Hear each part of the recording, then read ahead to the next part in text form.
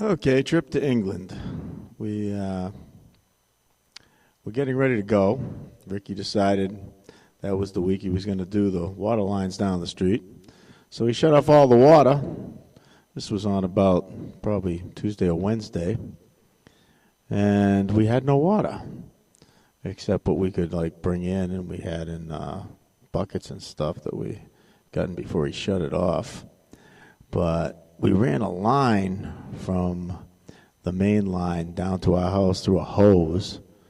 Brought it, tried to bring it in through the outside spigot, but they forgot that's got a backflow in it, so you can't stop. It stops the water from coming in. And we tried to put it through the downstairs. We did actually put it through the downstairs window, which point Ricky and I were down there pulling it in through the window, and I stepped up on a rack that I had down there. It let go, dropped me on the floor in between all the metal. Didn't rip anything open, but I had a lot of bruises on me and thought I was going to get blood clots on a 6-hour plane ride. That was on Friday because we hadn't had water for 3 days. And just before we were going to go, he said he was going to have the water running the next day, so I disconnected everything, which is taking a chance in November if the heat should come on and there's no water in the boiler. But we shut everything off and told him to turn everything on when he got done, which nobody really did. We didn't turn it on again until we got home. Luckily, it didn't get cold enough to wreck anything. But Saturday morning, Melissa shows up right on time. She had Geneva with her. We hopped in the car and we were off in her van. Her and Sharon in front and me and Geneva in back.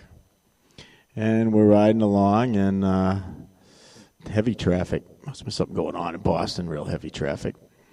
We almost to the airport. And Geneva says, "Mommy, I have to go to the bathroom." And she probably did because she sucked down 3 bottles of juice on the way there. And Melissa said, "You're going to have to wait. There's nothing we can do. We're in traffic." So we're sitting in the back, and she looks at me and says, "Have you got a blanket?" And I looked at her and said, "I don't think so." Because we all knew what she was thinking, and that wasn't going to happen. But she held it, I think, till she went home because we got to the airport, and it was so busy that we just got the luggage and everything out, and they left. And I don't know if they stopped anywhere on the way home, but if not, she held it all the way home.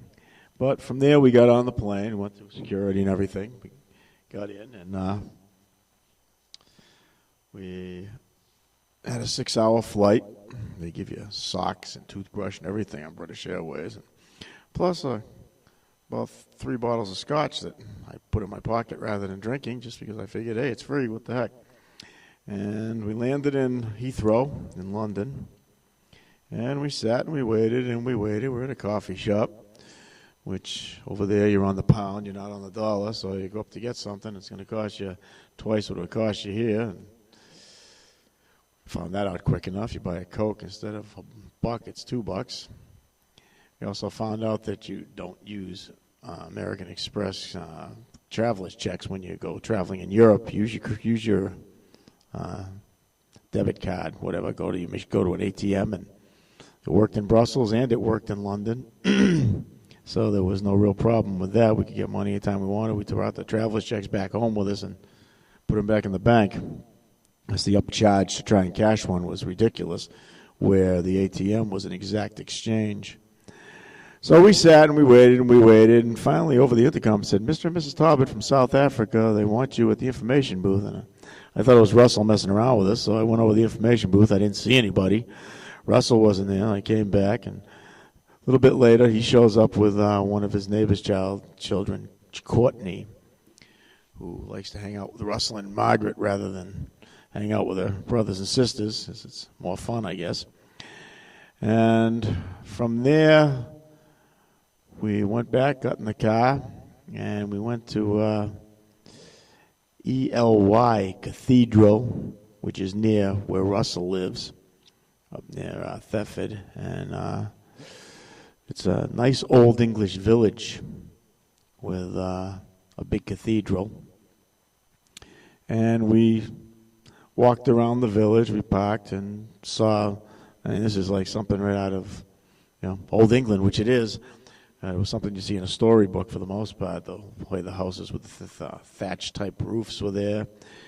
And we went into the cathedral, and we saw a lot of cathedrals in England. Cathedrals are basically big mausoleums. There's 50 million people buried inside of them, and people go and see all the mausoleum things inside that are like statues and stuff.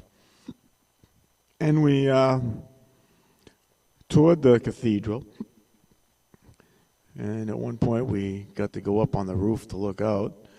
I only went up to the first level, and that was enough for me. I don't really need to go any higher than that.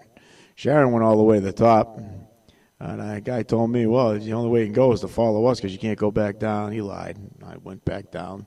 The door wasn't locked like he said it was, and I got back in and went down with Russell and Courtney because they had already toured the place, so they knew what it was like. And Sharon went on up to the roof and touch the stars or whatever. And after we did that, we went to Russell's house, which is a estate owned by the Guinnesses. But there's some kind of divorce thing going on because all the statues are cut off because somebody wanted the statues and all different things. There is actually a big building that you can't really take pictures of on the estate, Russell said, but we went and saw it anyway, where the people still live. Russell lives in part of it, and I mean all the stables and everything have all been turned over to apartments. And it's a wicked nice place. I mean, it's too bad he had to leave at the end of that year and go to Colorado, which he eventually did. But during this period, he was living there, and we got to enjoy it. So, end of part 1.